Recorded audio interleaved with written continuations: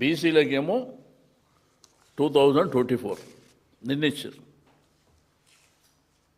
వాళ్ళ పాపులేషన్ పెరిగింది కదా, అంటే బీసీలతో పాటు ఎస్సీ ఎస్టీలతో కూడా పెరుగుతుంది కదా. ఇది చట్టంలో నిలబడుతుందా? అసలు వీళ్ళకి మెదడు ఉండే కార్యక్రమాలు చేస్తురా, మెదడు లేక కార్యక్రమాలు చేస్తురా మరి తెలియనటువంటి ప్రశ్న.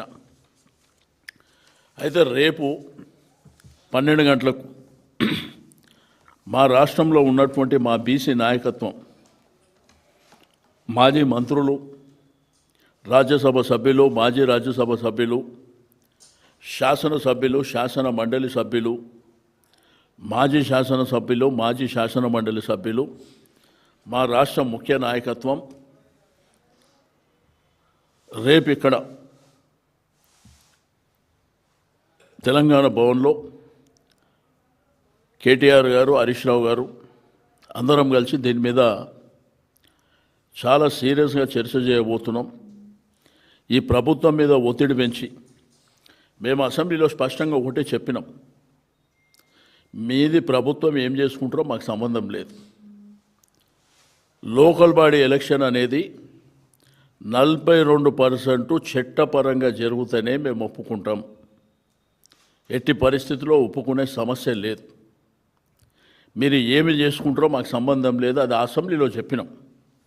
అసెంబ్లీలో వాళ్ళు బిల్ పెట్టినప్పుడు మేము సపోర్ట్ చేసిస్తూ ఈ మాటలు మేము చెప్పినాం. దానికి మేము కట్టుబడి ఉండడమే కాకుండా రేపు భవిష్యత్తులో పెద్ద ఎత్తున ఉద్యమం చేయబోతున్నాం జిల్లాల వారీగా.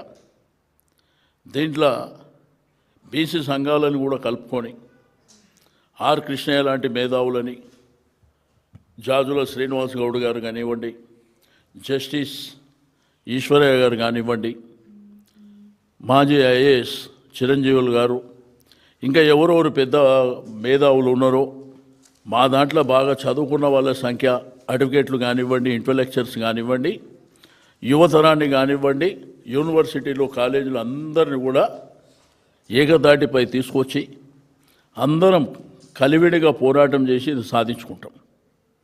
ప్రభుత్వం మీద ఎంత భారీ ఎత్తున ఒత్తిడి పెట్టాలో మొన్న బంధకాల్లో చూసారు డెఫినెట్గా. ఎందుకంటే 75 సంవత్సరాల తర్వాత కూడా మా హక్కులు మాకు రాకపోతే ఇంకా బిచ్చమెత్తుకోవాలి నా మీదేరా. మీ మోసపూరితమైనటువంటి వాగ్దానాలు 2018లో పంచాయతీరాజ్ చట్టం తెచ్చి కేసీఆర్ గారు మోసం చేసిరని చెప్పిండు ఆయన, ముఖ్యమంత్రి గారు. ఇప్పుడు నువ్వు ఏం చేస్తున్నావు చెప్పు. ఈ రోజంట పార్టీల పరంగా మీకు ఇంకో విచిత్రమైనది ఏంటంటే అసలు సర్పంచ్ ఎలక్షన్ పార్టీ గుర్తే ఉండదు. పార్టీ గుర్తు లేని సర్పంచ్ ఎలక్షన్లకు రాజకీయ పార్టీ ఇస్తుందని మాట్లాడతాడు ఆయన. కాబట్టి రేపు మధ్యాహ్నం మీకు కూడా డీటెయిల్గా చెప్తాం భవిష్యత్తు కార్యాచరణ ఏ విధంగా ఉంటుంది, రేపు మేమేం చేయబోతున్నాం.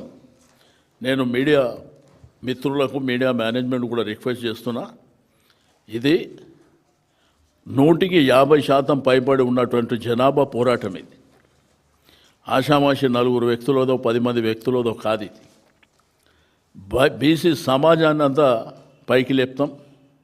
తప్పకుండా మా హక్కుల కోసం రోడ్డు మీదకి వస్తాం. ప్రభుత్వాన్ని స్తంభింపజేస్తాం. ఎట్టి పరిస్థితుల్లో వదిలిపెట్టే సమస్య ఉండదు. మేము అనుకుంటే నిజంగా భూకంపమే సృష్టిస్తాం. ఎందుకంటే అంత జనాభా ఉంది. రెండోది ఎస్సీ ఎస్టీ మైనారిటీలను కూడా మాతో పాటు కలుపుకొని పోరాటానికి నాంది పలకబోతున్నాం. తస్మత్ జాగ్రత్త అని ప్రభుత్వానికి హెచ్చరిక చేస్తున్నాం. మీ డ్రామాలు అమాయకమైనటువంటి ప్రజలు ఇన్నేళ్ళ నుంచి నడిపించారు. ప్రతిసారి ఎలక్షన్లు వచ్చినప్పుడు ఈ డ్రామాలన్నీ చేసుకుంటూ ఒకటంట ఇది చట్టపరంగా చెల్లదు అని మేము డే 1 నుంచి చెప్తున్నాం.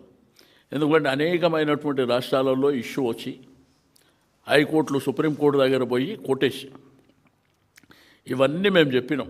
అది 9th షెడ్యూల్లో పెడితే తప్ప చట్టం అయితే తప్ప మీరు ఏం చేసినా జరగదనేది మేము చాలా చెప్తే మాకు 125 సంవత్సరాల చరిత్ర ఉన్నది, మేము చేస్తాం అది ఇది అని చెప్పి ఈరోజు మోసం చేసేటువంటి కార్యక్రమానికి మీరు తెరలేపారు.